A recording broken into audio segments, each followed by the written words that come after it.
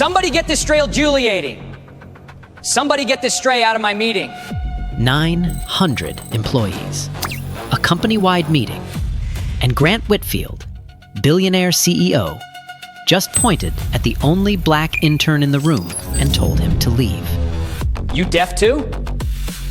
Get out! Solomon stood up, but walked toward the stage, not the door. Your system has 3 holes in it. I can prove it right now. Then hack it right now. Challenge accepted. The room is frozen in tinsitation. Crack it, and I'll sign over my whole damn company. Remember you said that. Solomon looked at him like a man who just sealed his own fate. He sat down, plugged in a black USB drive. 11 minutes later, every screen in that building went dark. What Grant Whitfield lost after that morning wasn't just his company. It was everything he thought made him untouchable. Oh, but wait. You don't even know who Solomon Mitchell really is yet. And trust me, neither did they. 3 weeks earlier, Solomon Mitchell stepped off a Greyhound bus in Arlington, Virginia, carrying everything he owned in a second-hand backpack. No car, no family waiting, no one expecting him. Just a printed email confirming a summer internship at Whitfield Digital Industries, the most powerful private cybersecurity firm in the country. The headquarters sat like a fortress of glass and steel just 4 miles from the Pentagon. Most people who worked there had spent years earning the right to walk through those doors. Ivy League degrees, government clearances, 6-figure signing bonuses. Solomon had none of that. What he had was a thrift store button-down, a laptop held together with tape, and a small black chess piece tucked in his pocket. A knight, carved from wood, smooth from years of being held. His foster mother Ruth gave it to him the year before she died. He was 15. She found it at a yard sale and pressed it into his palm and told him something he never forgot. The knight moves in an L, baby. Everyone else goes straight. The knight is the only piece on the board that jumps over walls. Ruth Mitchell was not his biological mother.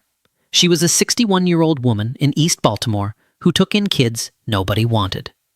She fed Solomon, read to him, and when she found out he could take apart a radio and put it back together at age 9, she walked 6 blocks to a pawn shop and bought him a $30 Raspberry Pi.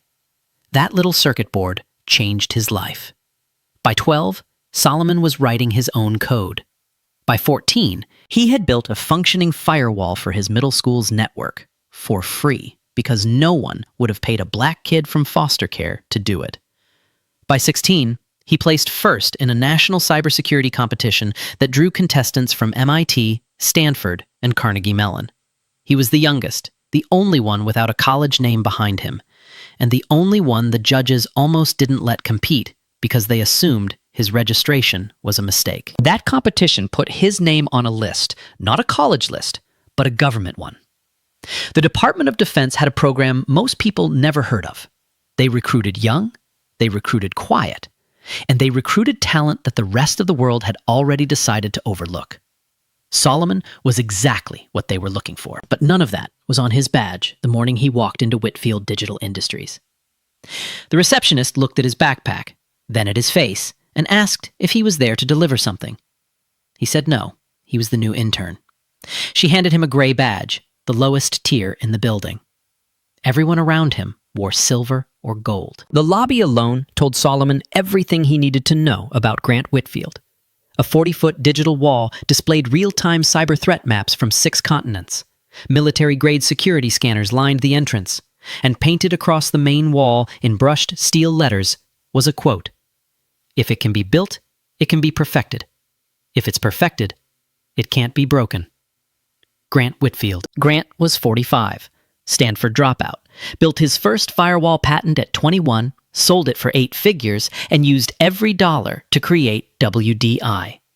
Now he held the single largest active cybersecurity contract with the Pentagon, a $2.1 billion deal to build and maintain Aegis 9, a national defense network designed to protect classified military infrastructure. Magazine covers lined the hallway. Grant on Forbes. Grant shaking hands with senators. Grant standing in front of the Pentagon with his arms crossed like a man who had already won every war worth fighting. Solomon walked past all of it without a word. He found his cubicle, tucked beside the supply closet, the farthest desk from the war room. He set down his backpack, opened his taped-up laptop, and placed the Black Knight chess piece on the corner of his desk, the only personal thing in his entire workspace. A voice came from behind him. "You're the new intern?" It was Troy Brennan, lead developer, gold badge, corner office, MIT class ring. He didn't wait for an answer. "Interns don't talk to me. Talk to the coffee machine." Solomon said nothing. He just looked at the war room door at the end of the hall, studied the keypad model on its lock, and sat down. Nobody in that building knew what had just walked through their front door. And by the time they found out, it would be too late. Solomon's first week at Whitfield Digital Industries taught him one thing. He was not there to learn. He was there to be invisible. Troy Brennan made sure of it. Every morning, Solomon's task list arrived by email. Not code reviews, not security audits, not system analysis. Coffee runs, cable sorting, reformatting old documentation that no one would ever read.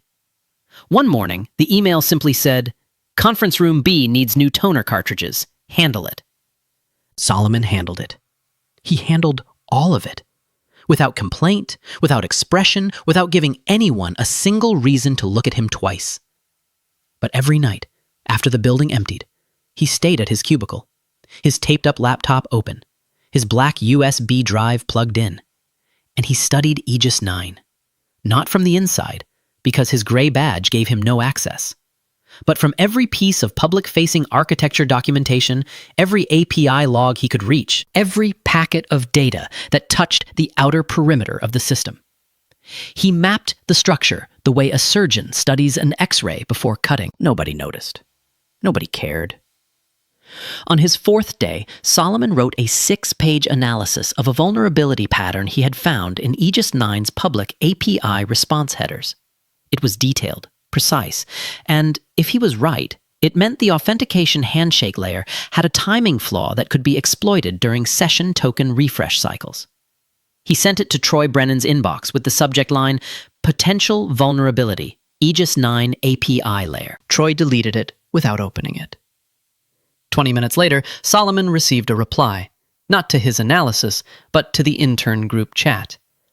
"Reminder, interns observe, they don't opine. Stay in your lane." Solomon closed his laptop. He picked up the Black Knight from his desk, turned it over in his fingers, and said nothing. The second week was worse. On Monday, a critical Aegis 9 review session was scheduled in the war room, the kind of meeting where senior engineers discussed live threat modeling and system resilience. Solomon checked the calendar. His name was not on the invite. He showed up anyway. Security stopped him at the door. His gray badge flashed red on the scanner. "This area requires silver clearance or above," the guard said. "You're not on the list." Solomon stepped back. Through the glass wall, he could see Troy presenting slides. Slides that contained the same API vulnerability pattern Solomon had emailed about 4 days earlier. Troy was presenting Solomon's own findings, repackaged under his name, with no credit, no mention, no acknowledgement that a 22-year-old intern had found it first. Solomon watched through the glass for 11 minutes. Then he walked back to his cubicle and sat down. Nadine Lawson, a junior developer 2 cubicles over, had seen the whole thing. She walked over and placed a spare phone charger on Solomon's desk. "I'm sorry," she said quietly. "That wasn't right." Solomon looked at her. "It's fine." "No," Nadine said. "It's not." That was the only act of decency Solomon received in 14 days. On Wednesday of the second week, Grant Whitfield hosted a lunch presentation in the main atrium. 200 employees gathered with plates of catered food while Grant stood at the front and talked about WDI's upcoming Pentagon review. He was electric, confident, commanding, the kind of man who could make you believe a wall was unbreakable just by the way he said the word wall. Midway through, Grant made a joke. He gestured broadly and said, "Our diversity pipeline finally sent us someone. I think he's been doing a great job with the printer." The room laughed. Some people glanced towards Solomon, who was standing near the back wall holding a plate he hadn't touched. He didn't react. But under the table, where no one could see, his hand tightened around the black knight in his pocket until his knuckles ached. Then came demo day. Every intern was given 5 minutes to present a small project. Most presented slide decks, safe, polished, forgettable. When Solomon's turn came, he stood up and presented something no one expected. A working prototype. Not a slide deck, not a concept. A functioning intrusion detection patch that could reduce Aegis 9's threat response time by 340 milliseconds. He had built it on his taped-up laptop on his own time, using only the data available from his gray badge access level. He got 20 seconds in. Grant Whitfield raised his hand from the front row. "Stop!" Solomon stopped. "We don't need patches from someone who's been here 3 weeks. This isn't a hackathon. Sit down." Troy Brennan slow-clapped from the second row. A few people laughed. Not many, but enough. The sound filled the room the way a small crack fills a windshield. Nadine Lawson, sitting near the aisle, closed her eyes like she was trying not to feel what she was feeling. Solomon gathered his laptop. He walked back to his seat. He did not look at anyone. But for the first time since he arrived, his hands were shaking. Not from fear, but from the effort of keeping everything inside, exactly where it was. What no one in that room understood was this. The patch Solomon had built in 20 seconds of presentation was not a student project. It was a solution. And the vulnerability it addressed, the timing flaw in Aegis 9's session token refresh, was not theoretical. It was real. And it was already being exploited. But Solomon couldn't say that. Not yet. Diane Caldwell, Senior Vice President of Engineering, Silver Badge, corner office on the executive floor, had been sitting in the third row during demo day. She didn't laugh. She didn't clap. She watched. And in the 20 seconds before Grant shut Solomon down, she heard him reference a specific CVE exploit chain, a known vulnerability classification, that her own senior team had not flagged in 6 months of internal review. She didn't say anything to Solomon. Not that day. But she pulled up his intern file that evening and stared at it for a long time. A foster kid from Baltimore. A national competition winner at 16. A 6-page vulnerability report that Troy Brennan had deleted without reading. Something didn't add up. And Diane Caldwell was the kind of woman who didn't sleep well when things didn't add up. Man. 900 people in that room. And not one of them opened their mouth. Not one. Now imagine that's you sitting in that chair. You're the only one who looks like you. Everyone's laughing. And the man with all the power just called you a stray. What would you do? But Solomon didn't leave. And what happened next is the reason the Pentagon picked up the phone. The incident that changed everything happened on a Tuesday, 16 days into Solomon's internship, at exactly 2:14 in the afternoon. It started with a sound, a low, steady tone pulsing through the building's speaker system, the kind of sound most employees had never heard before and hoped they never would. Amber lights flashed along the corridor ceilings. Monitors across every floor switched to a single rotating message. Perimeter alert. Aegis 9. Threat level elevated. A ransomware probe had been detected on the outer edge of Aegis 9's defense network. Not a full breach. A ping. A knock on the door. But in a building that protected classified military infrastructure, a knock was enough to trigger full lockdown protocol. Every door sealed.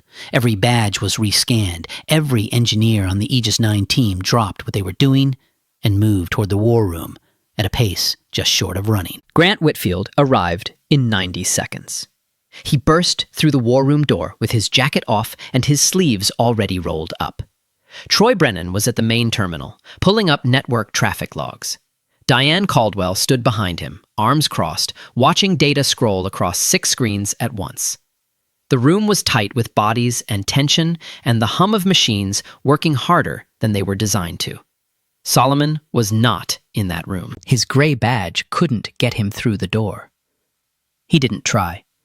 Instead, he walked calmly back to his cubicle, sat down, and plugged his black USB drive into his taped-up laptop. He opened a custom terminal environment, something he had built himself, something that didn't exist on any commercial platform, and began running his own parallel diagnostic on the alert data that was flowing through WDI's non-classified external channels. Within 4 minutes, he had the answer. The probe wasn't ransomware. It wasn't an external attack at all. The packet timing signature, the rhythm of the data knocking on Aegis 9's door, didn't match any known Eastern European or Asian threat group. The intervals were too clean, too structured, too predictable. Solomon had seen this pattern before. It was a test script, an automated diagnostic tool used by government auditors to verify system responsiveness during a compliance review. Someone on the Pentagon's own audit team had misconfigured their testing tool and accidentally triggered it against the live system instead of the sandbox environment. It was a false alarm, a bureaucratic typo dressed up as a national security threat. Solomon typed a single message on Slack and sent it to the only person in the building who had ever shown him basic respect.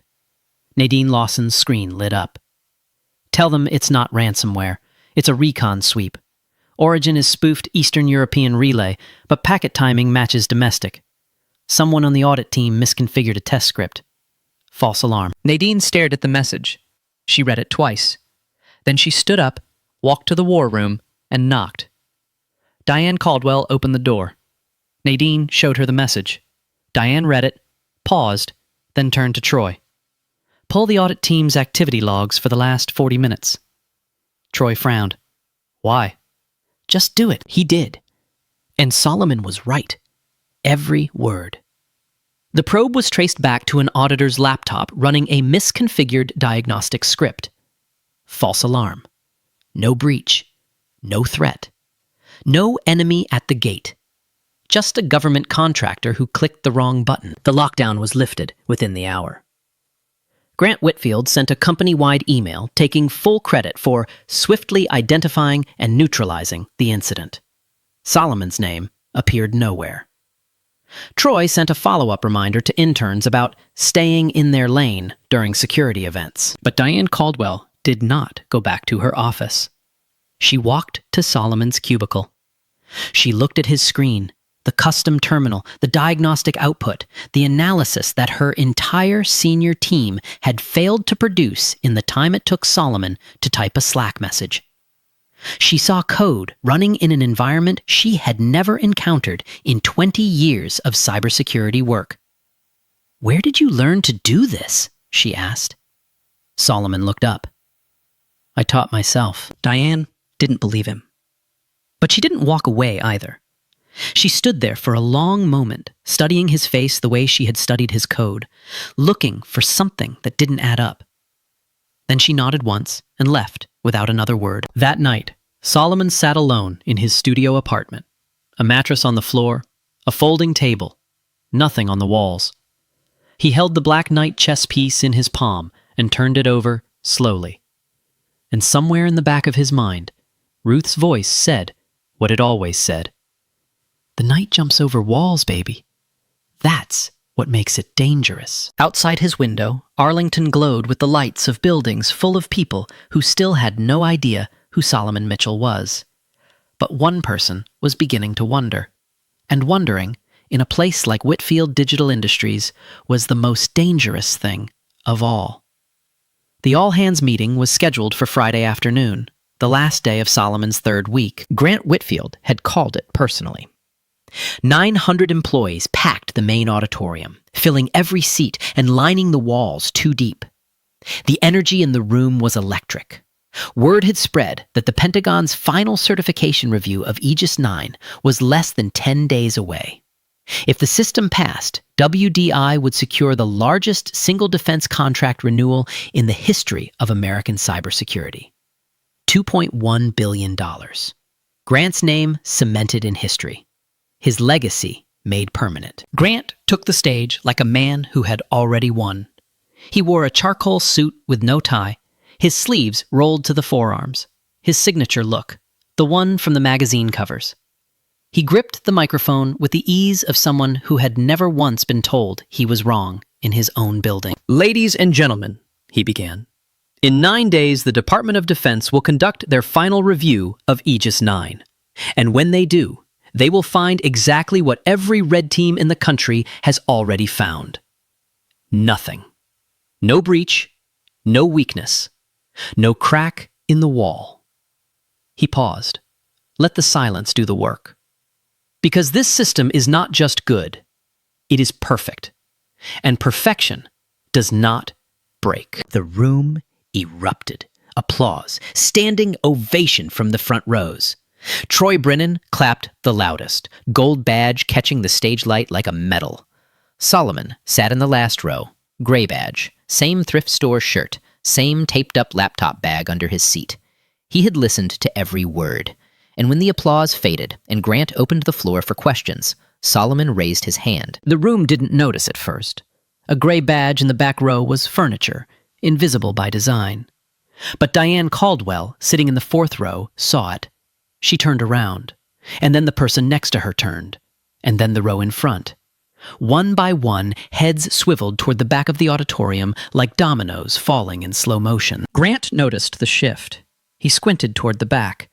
When he saw who it was, his expression moved through 3 phases in 2 seconds. Confusion, recognition, amusement. "Well," he said into the microphone, leaning forward with a grin that was half showman, half predator. "The coffee kid has a question." Solomon stood up. His voice was calm, level, and carried clearly without amplification. "Mr. Whitfield, I've spent 3 weeks reviewing every piece of publicly available documentation on Aegis 9's architecture. The authentication handshake layer has at least 3 exploitable vectors. The session token refresh cycle has a timing flaw that can be triggered through a custom injection sequence. And your TLS renegotiation protocol has a gap wide enough to drive a truck through." Silence. The kind of silence that has weight to it. The kind that presses against your eardrums and makes you aware of your own breathing. Then, Troy Brennan laughed. Loud, deliberate, from the second row. "The coffee kid thinks he found a hole in a $2 billion system." A few people laughed with him. Not many, but enough. Grant tilted his head. He studied Solomon the way a cat studies something small that just moved. And in that moment, a decision was made.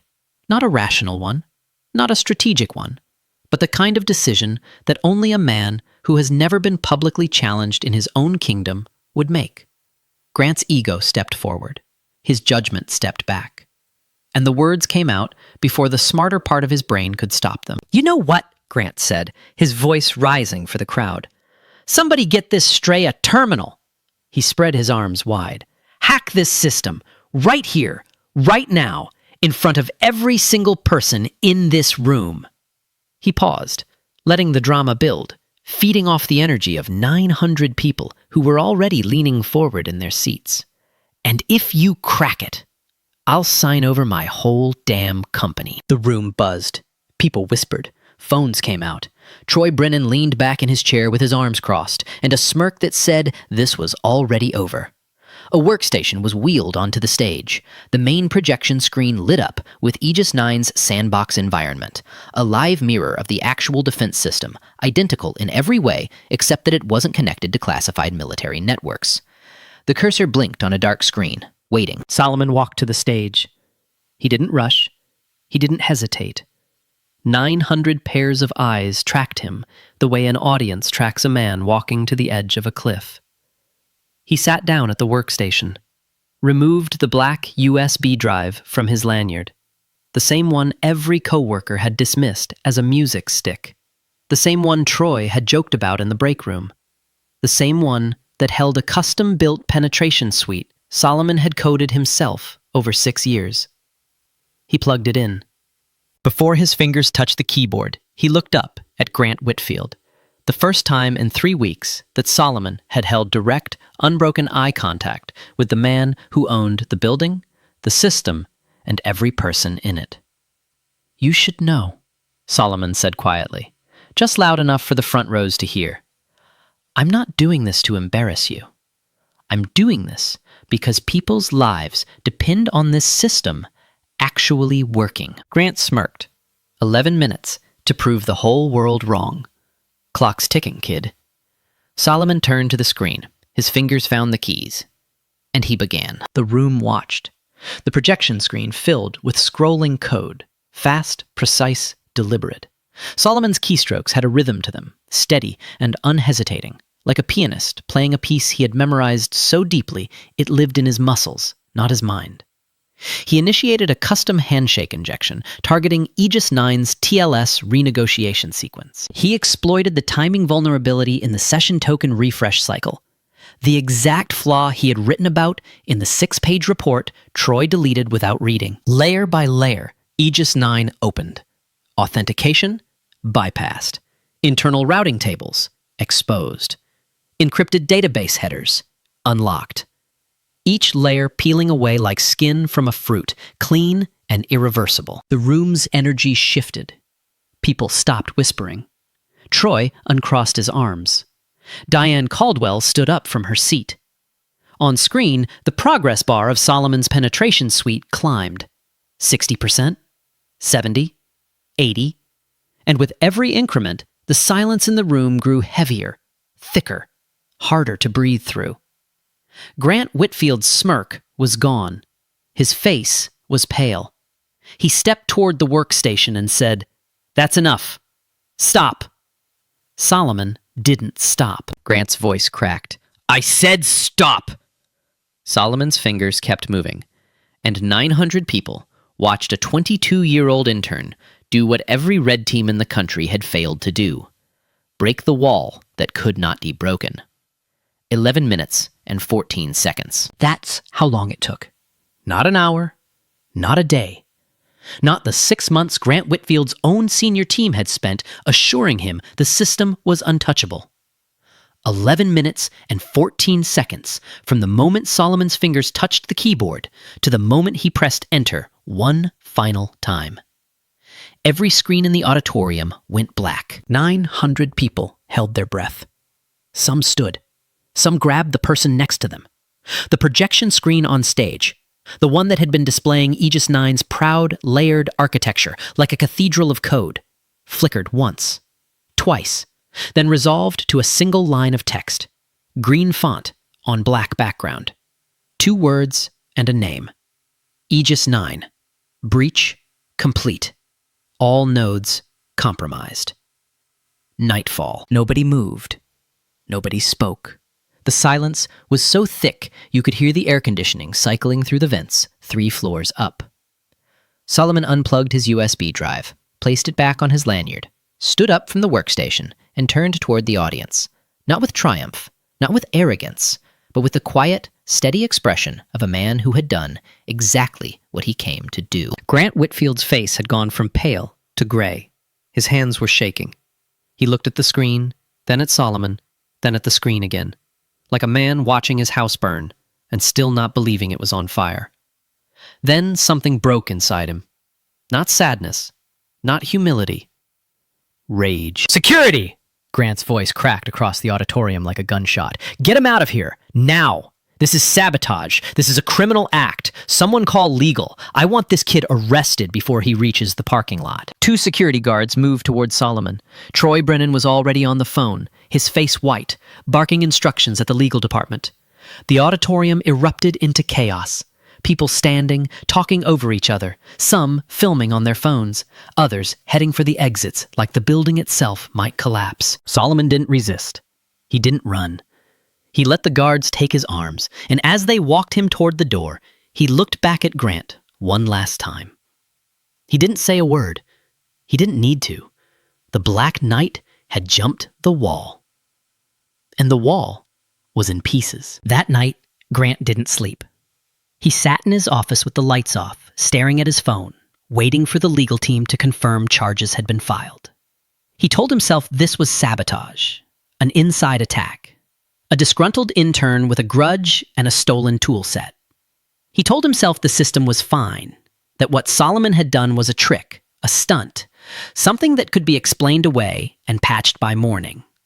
He told himself he was still right. He was still telling himself that at 5:47 the next morning, when his phone rang. Blocked number.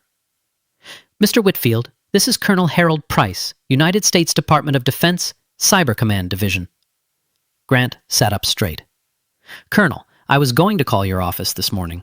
We had an incident yesterday. An intern accessed our system without auth. I know exactly what happened, Mr. Whitfield. That's why I'm calling. Price's voice was flat, military precise, stripped of warmth. Solomon Mitchell, the young man you had escorted out of your building last night, is Operative Nightfall. He is a member of Unit 91, our classified Cyber Red team. He was placed inside your organization at our direction to conduct a live environment penetration assessment of Aegis 9 before final contract certification. The room tilted. Grant pressed his hand against the desk to steady himself. That's not possible. He's an intern. He's 22 years old. He is 22. He is also the youngest operative ever admitted to Unit 91. His previous record for a Tier 1 defense system breach was 18 minutes. Last night, he broke his own record. Price paused, the kind of pause that carries the weight of what comes next. Mr. Whitfield, your system failed. The contract review is suspended, effective immediately. You will receive formal notice by 0900. The line went dead. Grant Whitfield sat in the dark, the phone still pressed against his ear, the city of Arlington beginning to glow through his office window. And somewhere out there, in a studio apartment with a mattress on the floor and a chess piece on a folding table, Solomon Mitchell was already awake, already working, because the breach was only the beginning of what he had found inside Aegis 9. And what he had found was far worse than a broken wall. The news broke before the sun was fully up. WDI's stock dropped 31% in pre-market trading. By 8 o'clock, every financial outlet in the country had the same headline. Whitfield Digital Industries' flagship defense system breached by Intern. Pentagon suspends $2.1 billion contract. By 9 o'clock, Grant Whitfield's name was trending. Not the way it used to trend.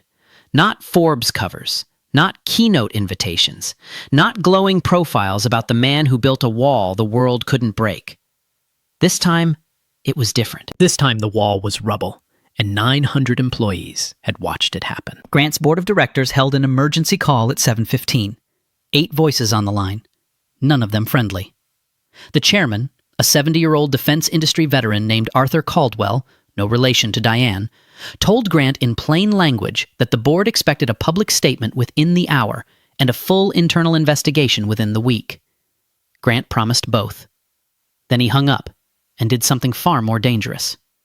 He called a press contact at a major news network. And he lied. The statement went out at 8:40. Whitfield Digital Industries experienced an unauthorized sabotage event carried out by a rogue intern acting outside the scope of his employment. The individual has been terminated and referred to law enforcement. Aegis 9 remains fully operational and secure. Every word was calculated. Every word was wrong. But Grant didn't know the worst part yet. Because while he was busy protecting his ego, the Pentagon was dealing with something far more serious than a failed stress test. Colonel Harold Price called Solomon at 6:12 that morning. Solomon was already awake, sitting cross-legged on his mattress, his laptop open, his eyes locked on a string of code he had copied from Aegis 9's deep architecture during the 11-minute breach. Something had been bothering him since the moment he cracked the system. A shadow in the data. A pattern that shouldn't have been there. A whisper hiding under all the noise. "Mitchell, we have a problem," Price said. No greeting, no small talk. Military voice. "I know," Solomon replied. "I found it during the breach. There's a dormant backdoor embedded in Aegis 9's firmware update layer. It wasn't part of the original architecture. Someone planted it, and it's been there for months. The line went quiet for 3 seconds. In military communication, 3 seconds of silence is an eternity. How bad? Price asked. If you had certified Aegis 9 and deployed it across active military networks, whoever planted this would have had remote access to classified infrastructure at 14 bases. Communications, logistics, weapons coordination, all of it. Wide open. Another silence. Then, how long do we have before they know we've found it? Solomon had already calculated this. The back door was designed with an automated check-in protocol, a tiny ping sent to an external server every 6 hours to confirm the access point was still active. The last check-in had occurred at 2 in the morning. The next one was scheduled for 8. If the back door pinged and found the system altered, locked, or monitored, the threat actor would know they had been discovered and could trigger an emergency data exfiltration protocol to extract whatever classified material they could grab before the door closed. 6 hours from the last ping, Solomon said. That gives us until 8 tonight. But if I were them, I'd build in an early trigger. I'd assume 5. Then you have 5 hours. I'm sending a team to WDI now. You'll lead the operation. Solomon paused. Colonel, they threw me out of the building last night. They won't this morning. At 7:45, a black SUV pulled up to Whitfield Digital Industries. Solomon Mitchell stepped out, but not the way he had arrived 3 weeks ago. No Greyhound bus, no second-hand backpack, no gray badge. He was flanked by 2 uniformed military officers and a civilian DoD liaison carrying a briefcase with the Department of Defense seal stamped on the leather.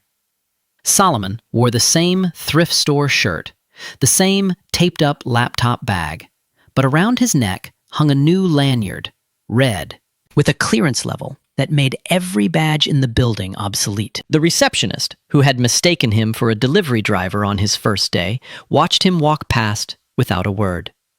The security guards, who had escorted him out 12 hours ago, stepped aside. The glass doors to the war room, the ones his gray badge could never open, parted for him automatically. Troy Brennan was inside. He saw Solomon enter. His face went white, then red, then a color that didn't have a name. He opened his mouth to say something, but the military officer behind Solomon spoke first. Everyone in this room now reports to Operative Mitchell. Questions go through Colonel Price. Troy closed his mouth. Diane Caldwell was already there. She stood by the main terminal, arms crossed, waiting. When Solomon approached, she did something she had never done in 20 years at WDI. She stepped aside and offered him her chair. "It's yours," she said quietly. "It should have been yours 3 weeks ago." Solomon sat down. 5 hours. 14 military bases at risk. A ghost hiding inside $2 billion of code. And the only person in the country who could find it was the kid they had called a stray. He plugged in the black USB drive and got to work. The operation unfolded in layers. First, Solomon mapped the backdoor's exact location, buried inside a routine firmware update that had been pushed to Aegis 9 4 months earlier. The update had passed every internal security review because it was disguised as a standard vendor patch. Someone on WDI's own supply chain, a third-party contractor with firmware access, had injected the malicious payload into a legitimate update. It was the digital equivalent of hiding a bomb inside a medicine bottle. Clean. Professional. Almost invisible. Almost. Solomon reverse-engineered the malware payload, a custom rootkit designed to remain dormant until activated by the external check-in ping. He traced the communication pathway through 3 layers of encrypted proxies, peeling each one back like skin from a wire. Diane's team fed him data. The DoD analysts cross-referenced his findings in real time. The room was silent, except for the sound of keyboards and the low hum of servers working at capacity. At hour 3, Solomon found the contractor. A small firmware vendor based in Northern Virginia with DoD clearance and a clean record, except for one employee who had been quietly wiring payments to an offshore account in Cyprus for the past 11 months. The forensic trail was thin, but real. enough to hand off to intelligence agencies, enough to start pulling threads. At hour 4, Solomon hit a wall. The backdoor's check-in protocol had shifted. The ping came early, 2 hours ahead of schedule. Alarms lit up across every screen in the war room. The threat actor knew something was wrong. Maybe they had a secondary monitoring system. Maybe they had gotten lucky.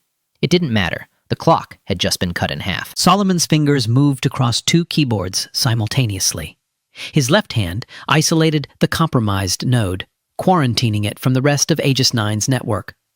His right hand deployed a counterfeit handshake, a fake response designed to fool the external server into believing the backdoor was still active and untouched. It was a bluff, a digital lie, and it had to be perfect, because if the threat actor detected the deception, they would trigger the exfiltration protocol and pull every piece of classified data they could reach before Solomon could shut the door. Sweat ran down Solomon's temples. Colonel Price was on a secure line in his ear, coordinating with NSA analysts at Fort Meade. Diane stood behind Solomon, watching his screen, her hand gripping the back of his chair. Troy Brennan sat 2 terminals away, running the support tasks Solomon had assigned him, following orders from the intern he had told to fetch coffee 16 days ago. The counterfeit handshake held. The external server accepted the fake response. The threat actor didn't trigger the exfiltration. Solomon had bought himself 30 more minutes. And in those 30 minutes, he did what no one else in the building could do. He extracted the full forensic signature of the backdoor, sealed the compromised firmware layer, deployed a clean patch across every node in Aegis 9's network, and locked the door so thoroughly that even he couldn't open it again. When it was done, Solomon leaned back in his chair. His hands were still, his eyes were closed. The war room was quiet. On every screen, a single status message glowed green. Aegis 9. All nodes secured. Threat neutralized. Diane Caldwell exhaled, like she had been holding her breath for 5 hours. Colonel Price's voice came through the secure line. Confirmed. Backdoor neutralized. Forensic package received. Outstanding work, Operative. Solomon opened his eyes. He looked at the screen for a long moment.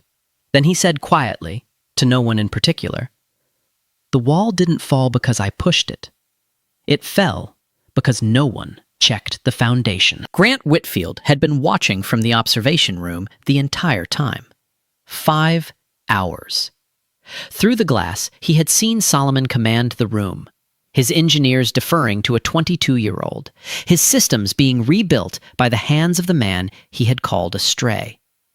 And in the final hour, when the early ping triggered and alarms filled the war room, Grant saw something on Solomon's screen that stopped his breath. The compromised firmware update. The backdoor's entry point. The exact vulnerability that Solomon had tried to present at demo day. The patch Solomon built.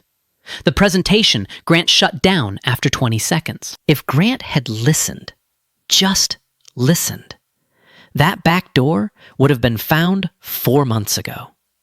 His ego didn't just humiliate an intern. It nearly handed America's classified defense network to an enemy that was already inside the house. Grant sat alone in the observation room for a long time after the screens went green. He didn't move. He didn't speak. And for the first time in his adult life, Grant Whitfield had nothing to say. 72 hours later, the Pentagon completed its review. The results were classified, but the outcome was not. Aegis 9 would be rebuilt, not patched, not updated, not adjusted. Rebuilt from the ground up using a new security architecture. And the blueprint for that architecture was based on the work of one person, Solomon Mitchell. His intrusion detection patch, the one Grant Whitfield had silenced after 20 seconds at demo day, became the foundation of the redesigned system. The 340 millisecond improvement Solomon had built on a taped-up laptop in a cubicle next to the supply closet was now embedded in the core of America's most critical cyber defense network. The contract was reinstated, conditionally. The Pentagon appointed a permanent DoD oversight team to monitor WDI's rebuild process. The days of Grant Whitfield answering to no one were over. On Thursday morning, Solomon stood in a windowless room deep inside the Pentagon. No cameras, no press, no audience. Just Colonel Harold Price, 2 senior officials from Cyber Command, and a flag on the wall. Price pinned a commendation to Solomon's chest, a small metal bar that carried no public record, but meant everything to the people in that room. Price shook Solomon's hand and held it. Most operatives take years to prove themselves. You proved yourself before anyone even knew you were in the room. Solomon looked at the commendation. He thought about Ruth, about the Raspberry Pi from the pawn shop, about the chess piece in his pocket. He nodded once and said, "I had a good teacher." That same afternoon, Diane Caldwell called Solomon. Not through official channels, not through the DoD liaison. She called his personal phone, the prepaid one he had bought at a gas station his first day in Arlington. "I owe you an apology," she said. "Not for what I did, for what I didn't do. I saw it, Solomon. I saw what was happening to you, and I stayed quiet." Her voice cracked, just slightly, just enough. "That won't happen again." Solomon was quiet for a moment.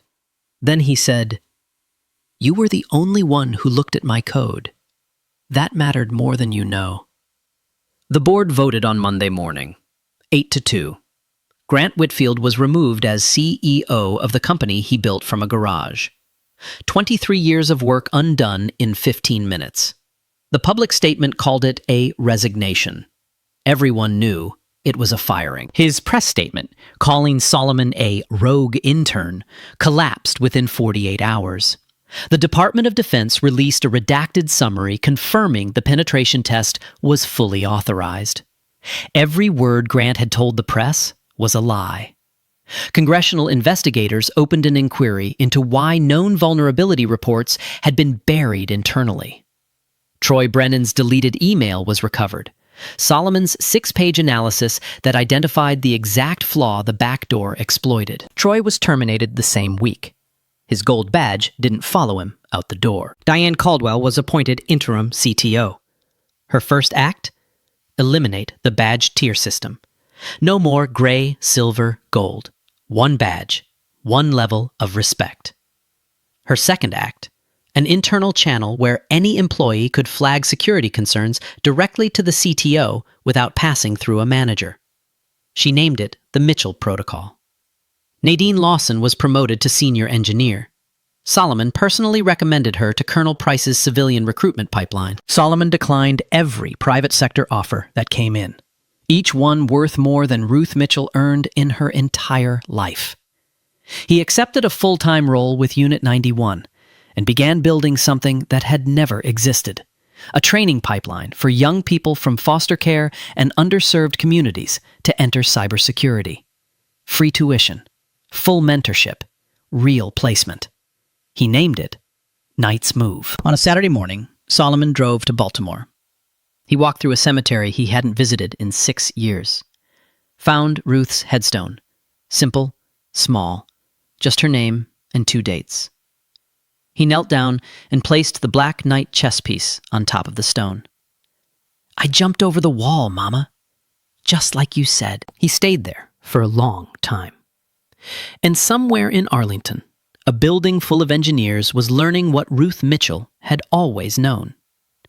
The quietest piece on the board is the one that changes the whole game.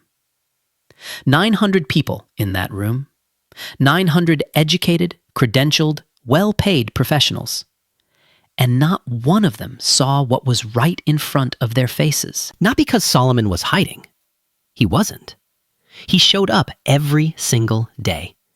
He wrote the report. He built the patch. He raised his hand. He stood up when everyone expected him to sit down. He did everything right. And they still looked through him like he was glass. That's the thing about arrogance. It doesn't just blind you to what's coming. It blinds you to what's already there. Grant Whitfield didn't lose his company because Solomon was smarter than him. He lost it because he decided, the moment he saw a black kid in a thrift store shirt with a gray badge, that Solomon had nothing to offer. He made that decision in less than a second. And he spent 3 weeks reinforcing it. Every joke, every dismissal, every turned back, every deleted email. Each one was a brick in a wall Grant built around his own judgment. And when that wall finally came down, it didn't just take his company. It took everything. The most dangerous system failure isn't a line of bad code. It's the arrogance that refuses to listen. Solomon Mitchell didn't walk into Whitfield Digital Industries to prove anyone wrong. He walked in to do a job. The fact that he had to endure what he endured just to be allowed to do it, that's not his failure. That's ours. Every day, in every industry, in every room where power sits at the front and everyone else sits in the back, there is someone like Solomon. Someone who sees the flaw. Someone who has the fix. Someone whose hand is raised and whose voice is ready. The only question is whether the people in charge are brave enough to listen or too proud to try. If this story reminded you of someone who was underestimated, someone who was told they didn't belong, that they weren't bred for it, that they should get back to their kennel, share it with them. Sometimes the only thing that keeps a person going is knowing that someone else sees them. Man, how many Solomons are out there right now? Brilliant, ready, invisible. Talent that nobody sees because they already decided what it looks like. Now imagine that's your kid, your brother, you. Still think it doesn't matter? Like, share, and subscribe, because this story isn't over.